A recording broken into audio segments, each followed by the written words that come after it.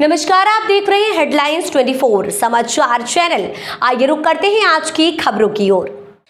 विधानसभा आम निर्वाचन के लिए सपाक्स पार्टी ने आज अपना पत्र जारी कर दिया। पार्टी के संकल्प पत्र में आर्थिक आधार पर गरीबों को आरक्षण, पदोन्नति में आरक्षण की समाप्ति तथा एट्रोसिटी एक्ट जैसे काले कानून को समाप्त कर सबके लिए समान सिविल एवं क्रिमिनल कानून की बात कही गई है। जनसंख्या नियंत्रण कानून लागू करने तथा भ्रष्टाचार मुक्त प्रशासन सिस्टम लागू करने की बात कही गई है। संकल्प पत्र में हर हाथ को काम देने, पेंशनरों को पुरानी दर से पेंशन देने, वरिष्ठ नागरिकों को समय पर पेंशन एवं स्वास्थ्य सुविधा उपलब्ध कराने का वादा है। सहारा इंडिया जैसे अन्य फ्रॉड वित्तीय कंपनियों से पीड़ित हितग्राहियों का जमा पूरा पैसा ब्याज दर के लौटाने का पार्टी का संकल्प है। राष्ट्रीय अध्यक्ष डॉक्टर हीरालाल त्रिवेदी ने बताया कि किसानों के लिए सस्ते दरों पर खाद, बीज, बिजली एवं सिंचाई का पानी आदि सुविधाएं उपलब्ध कराई जाएंगी। पंजीयन शुल्क में 50% की कटौती की जाएगी। ऑनलाइन खरीदी पर भारी टैक्स लगाकर सभी लघु एवं मध्यम वर्ग के व्यापारियों को सुविधा देकर उन्हें 3% ब्याज, वार्षिक ब्याज पर ऋण भी उपलब्ध कराया जाएगा। नामांतरण, बंटवारा एवं सीमांकन जैसे किसानों से जुड़े महत्वपूर्ण प्रकरणों का 1 माह के भीतर निराकरण किया जाएगा। राष्ट्र कार्यवाहक अध्यक्ष डॉक्टर वीणा घाणेकर ने बताया कि नगरीय एवं पंचायती राज संस्थाओं को सक्षम बनाया जाएगा तथा उनमें भ्रष्टाचार मुक्त सिस्टम विकसित किया जाएगा, जिससे आम आदमी के लोगों के काम बिना दिए आसानी से हो सकेंगे। आम लोगों को स्वास्थ्य, शिक्षा और पीने का पानी निःशुल्क एवं गुणवत्तापूर्ण उपलब्ध कराया जाएगा। वहीं युवतियों एवं महिलाओं को जुड़ो कराटों का प्रशिक्षण उपलब्ध कराया जाएगा एवं उन्हें आत्मनिर्भर बनाया जाएगा। प्रदेश में युवक युवतियों को प्रतिवर्ष 1 लाख नौकरियां दी जाएंगी तथा 2 लाख को स्वरोजगार उपलब्ध कराया जाएगा। प्रदेश अध्यक्ष श्री सुरेश शुक्ला ने बताया कि सभी मेहनतकश कामगारों, कॉर्पोरेटर, लोहार, ठेला वाले, इलेक्ट्रीशियंस, प्लम्बर, वेल्डर, मिस्त्री आदि अकुशल, अर्धकुशल एवं कृषि श्रमिकों को सही मजदूरी मिले एवं उन्हें सस्ता और सुलभ इलाज मिले, यह व्यवस्था सुनिश्चित की जाएगी। मीडिया प्रभारी एवं स्पर्श पार्टी के प्रवक्ता शैलेंद्र व्यास ने सभी मीडिया कर्मियों को आभार व्यक्त किया एवं बताया कि सपाक्स पार्टी करीब 25 स्थान पर विधानसभा चुनाव लड़ रही है। जितने लोगों को टिकट दी गई है उनके सभी सूची ओपन नहीं की गई है। कल दोपहर पश्चात सार्वजनिक की। सपाक्स पार्टी ने आज संकल्प लिया है कि हमारे जो मुद्दे हैं, सपाक्स पार्टी ने आज संकल्प लिया है कि हमारे जो मुद्दे हैं उन मुद्दों पर जो है हम कायम रहेंगे, उन मुद्दों को हम जनता के बीच ले जाएंगे। हमारे जो मेन मुद्दे हैं, आर्थिक आधार पर आरक्षण, गरीबों के लिए आरक्षण, एक बार जिसको आरक्षण मिल गया उसको दोबारा नहीं मिलेगा। पदोन्नति में आरक्षण के हम पक्ष में नहीं है। हम समान सिविल कानून के पक्ष में तो हैं, लेकिन समान क्रिमिनल कानून भी चाहते हैं। आज दूसरी पार्टियां केवल कॉमन सिविल कानून की बात करती है, कॉमन सिविल कोड की, हम कॉमन क्रिमिनल कोड की भी बात करते हैं। हमारा ये भी संकल्प है कि हम इस देश में, इस प्रदेश में जो भी वित्तीय संसाधन है, उन वित्तीय संसाधनों का उपयोग इंफ्रास्ट्रक्चर के लिए करेंगे, लोगों को रोजगार देने के लिए करेंगे। उस इंफ्रास्ट्रक्चर का, उस पैसे का उपयोग लोक हित में करेंगे, न कि फ्री में लुटाने के लिए करेंगे। हम इस देश में गरीबी को समाप्त करना चाहते हैं, लोगों को आर्थिक रूप से मजबूत करना चाहते हैं, उनको स्वरोजगार उपलब्ध कराना चाहते हैं। इस प्रदेश के सरकारी सिस्टम को आज भ्रष्टाचार ने खोखला कर दिया है। ऊपर से नीचे तक भ्रष्टाचार फैला हुआ है और आम आदमी के काम नहीं हो रहे हैं। ऑफिस खाली पड़े हुए हैं, निर्णय लेने वाले अधिकारियों की क्षमता खत्म हो गई है। हम इस प्रदेश में ऐसा सिस्टम विकसित करना चाहते हैं जिसमें भ्रष्टाचार की कोई गुंजाइश ही नहीं रहे और आम लोगों के सही काम समय पर हो जाए। दूसरा महत्वपूर्ण पहलू है कानून व्यवस्था है। हम भयमुक्त वातावरण चाहते हैं इस प्रदेश में। जो विचारों की स्वतंत्रता है, जो व्यक्ति की स्वतंत्रता है, उसका सम्मान रखना चाहते हैं। नारी अस्मिता का सम्मान रखना चाहते हैं। युवाओं को बेरोजगार देना चाहते हैं, उनको प्रशिक्षण देना चाहते हैं, हर हाथ को काम देना चाहते हैं इस प्रदेश में।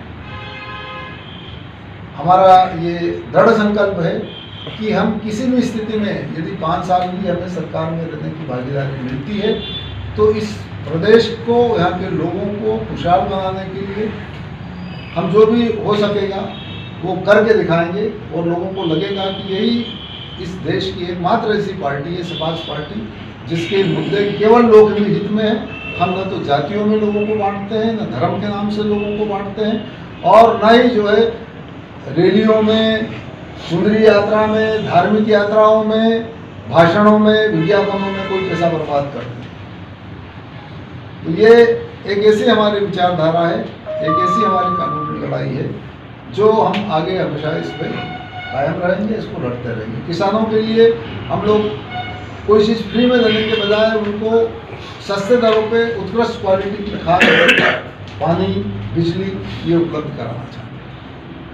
अभी तक आपने कितने विधानसभाओं में प्रत्याशी घोषित कर दिए? अभी लगभग हम लोगों ने 25 विधानसभाओं में प्रत्याशी घोषित कर दिए हैं और इसकी सूची हम कल शाम को जारी करेंगे 3 बजे बाद। यदि त्रिकोणीय सरकार बनती है तो आपका समर्थन किसको जाएगा? त्रिकोणीय सरकार बनती है तो हमारा समर्थन, यदि हम सत्ता में जितने भी हमारे लोग आते हैं और ऐसा मौका मिला तो हम जो हमारे मुद्दों पे, सर्वाधिक मुद्दों पे एग्री होगा उसी के साथ जाएंगे। आपने कोई भी फ्री योजना आपने मैनिफेस्टो में नहीं किया है, जिससे कांग्रेस बीजेपी ने किया है? नहीं, हमारे मैनिफेस्टो में फ्री की कोई चीज नहीं है, क्योंकि फ्री में लुटाने लायक हमारे पास कुछ है नहीं। जो कुछ है वो जनता का पैसा है। अब जनता का पैसा हम कैसे कहते हैं कि हम फ्री में लुटाएं? स्कूली शिक्षा पर आपका क्या छात्रों के लिए क्या है? स्कूल शिक्षा पे हमारा सबसे बड़ा फोकस ये रहेगा कि उत्कृष्ट, हर स्कूल को उत्कृष्ट बनाना है, हर हेल्थ सेंटर को, स्वास्थ्य केंद्र को उत्कृष्ट बनाना है, और जिसमें मैं दावे के साथ कहता हूँ कि यदि हमारी नीतियों के अनुसार स्वास्थ्य या शिक्षा का सिस्टम चले तो यहाँ के स्कूल, यहाँ के स्वास्थ्य केंद्र, यहाँ के अस्पताल हिंदुस्तान में उत्कृष्ट क्वालिटी के हों। महिला सशक्तिकरण के लिए क्या आपके मैनिफेस्टो में? महिला सशक्तिकरण के लिए हमारा ये है कि हम हर महिला को, युवा महिला को, पढ़ी लिखी महिलाओं को रोजगार देंगे, स्वरोजगार, और उसे आत्मनिर्भर बनाएंगे। जूडो कराटे का प्रशिक्षण देंगे उसको, ताकि वो शारीरिक रूप से भी आत्मनिर्भर बने, सक्षम बने। पिछले विधानसभा में अपना वोट परसेंटेज कितना रहा? हम 110 सीटों पे लड़े थे और उन 110 सीटों में हमें लगभग जो है 2.5% वोट मिला था। तो इस बार क्या सपास कैसा प्रदर्शन करेगी? सब इस बार हम थोड़ा चूजी हो गए कि क्या हमारे अच्छे लोग हैं, विचारधारा के लोग हैं, लड़ सकते हैं, सक्षम लोग हैं, उन्हीं लोगों को हमने आगे बढ़ाया है। पिछले साल तो हमारा कोई कैडर नहीं था, इस साल कैडर भी है, तो उसके हिसाब से हम लोगों ने निर्णय लिया। आपने एक जारी किया, संकल्प पत्र जारी किया है, संकल्प पत्र। कांग्रेस ने 101 मुद्दे पे दिखाई कि उसकी लाने की गारंटी है। बीजेपी कहना है कि मोदी है तो मुमकिन है। फिर आप कहाँ पे पाए जाते हैं? हम तो ये कहते हैं कि यदि जनता है, जनता की फाइन, इस प्रदेश के पास फंड है, सिस्टम है, तो लोकहित के काम होंगे, इस प्रदेश के भले की बात करेंगे। अभी आप इस प्रदेश का एक बच्चा जन्म लेता है, उस पर पिछले वित्तीय वर्ष के अंत तक 43,000 रुपये का कर्जा है एक बच्चे पे जो जन्म ले रहा है, और ये कर्जा अनुमान अभी तक हुआ कि 48,000 हो जाएगा, और मुझे मैं दावे के साथ कहता हूँ कि अगले फाइनेंशियल ईयर में 50,000 रुपये का कर्जा एक आदमी लेके बैठेगा। वो कहाँ जाएगा? आज हमारे 100 पैसे आते हैं, उसमें से 62 पैसा तो एस्टेब्लिशमेंट में चला जाता है, बचा 38 पैसा। उस 38 पैसे में से जो है लगभग 80 पैसा है, 80% जो अमाउंट है वो कर्जे का और उसका ब्याज की किस्तें चुका देने जाएगा, तो हम डेवलपमेंट क्या करेंगे? तो सर ये सवाल बनता है कि जब पैसा ही नहीं है तो फिर विकास कैसे होगा? वही मैं कह रहा हूँ कि जो भाजपा और कांग्रेस ने जितने 101 पेज का कांग्रेस ने जारी किया है, मैं कांग्रेस पदाधिकारियों से पूछता हूँ वो 101 पेज पढ़ के समझ ले और परीक्षा दे दे, उसकी पास हो जाए तो मैं जाऊँ। इसमें भी आपने एक मुद्दा डाल दिया जो कांग्रेस बार बार मांग करती आ रही है, जाति जनगणना की। आपने अपने वचन पत्र में लिखा है जाति जनगणना की बात करी है आपने। देखिए, जाति जनगणना के पक्ष में समाज पार्टी नहीं है, लेकिन यदि सरकारें भाजपा और कांग्रेस जाति जनगणनाएं कराती है तो हमारा ये कहना हुआ कि 48,000 हो जाएगा, और मुझे मैं दावे के साथ कहता हूँ कि अगले फाइनेंशियल ईयर में 50,000 रुपये का कर्जा एक आदमी लेके बैठेगा, वो कहाँ जाएगा? आज हमारे 100 पैसे आते हैं, उसमें से 62 पैसा तो एस्टेब्लिशमेंट में चला जाता है, बचा 38 पैसा। उस 38 पैसे में से जो है लगभग 80 पैसा है ना, 80% जो अमाउंट है वो कर्जे का और उसका ब्याज की किस्तें चुकाने में जाएगा, तो हम डेवलपमेंट क्या करेंगे? तो सर ये सवाल बनता है कि जब पैसा ही नहीं है तो फिर विकास कैसे होगा? वही मैं कह रहा हूँ कि जो भाजपा और कांग्रेस ने जितने 101 पेज का कांग्रेस ने जारी किया है, मैं कांग्रेस पदाधिकारियों से पूछता हूँ वो 101 पेज पढ़ के समझ ले और परीक्षा दे दे, उसकी पास हो जाए तो मैं जानूँ।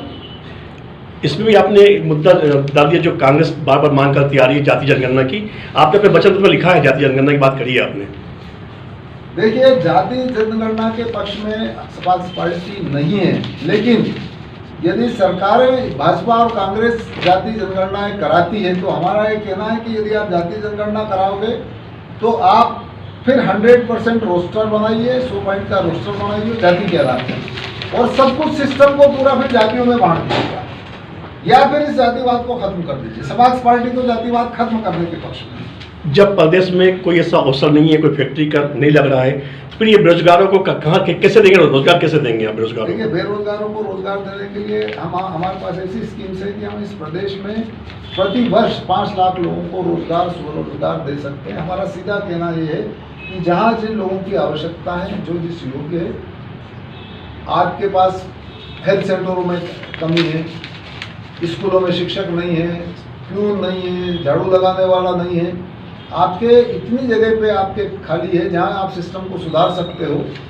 वहां पे आप इन युवा महिलाओं को नौकरी दीजिए, योग्य महिलाओं को जहाँ जैसी आप नौकरी दीजिए। आप देखिए कि आप 1 लाख महिलाओं को हर वर्ष नौकरी दे सकते हैं, आप 5 लाख को हर वर्ष स्वरोजगार दे सकते हैं, आप हर एक को स्वरोजगार ट्रेनिंग दीजिए। आज हमारे यहाँ वेल्डर, फिटर, मिस्त्री, प्लम्बर, इलेक्ट्रिशियन, ये सब ऐसी चीज़ें हैं कि ये सब 100 काम कर रहे हैं, क्योंकि हमारे यहाँ उनको ट्रेनिंग की व्यवस्था ही नहीं है। आप इनको प्रशिक्षण दीजिए। हम हर जिले में, हर तहसील स्तर पर ITI खोलेंगे, लोगों को ट्रेनिंग देंगे और उनको रोजगार और स्वरोजगार। अभी आपने कांग्रेस बीजेपी दोनों पर आरोप लगाया आपने, तो फिर आपकी अगर सीटें कम आती हैं, फिर सरकार अगर बनाने की बारी आती है तो किस पार्टी को, किसके समर्थन से या किस समर्थन लेकर बनाएंगे? देखिए, हमारा सीधा फंडा है कि जो हमारे जो मुद्दे हैं, आज संकल्प पत्र हम जारी कर रहे हैं, जो हमारे इन संकल्प पत्र से एग्री होगा मैक्सिमम पॉइंट से, उसी के साथ हमारा समझौता होगा। नहीं तो हम संघर्ष करेंगे। इन मुद्दों को लेकर हम पिछले 5 साल से संघर्ष कर रहे हैं, आगे भी संघर्ष। पत्रकारों के लिए क्या निकल जाने?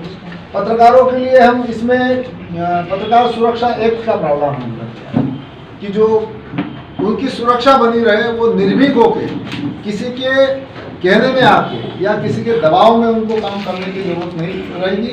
पत्रकार और प्रेस की स्वतंत्रता के लिए हम वचनबद्ध हैं और आगे भी वचनबद्ध रहेंगे। इसलिए हमने पत्रकारों की सुरक्षा के लिए एक्ट लाने का इसमें हमारा संकल्प है। फिलहाल के लिए इस खबर में इतना ही। बने रहे हेडलाइन 24 समाचार के साथ। नमस्कार। ऐसी खबरों में बने रहने के लिए हमारे चैनल को लाइक, सब्सक्राइब जरूर कीजिए।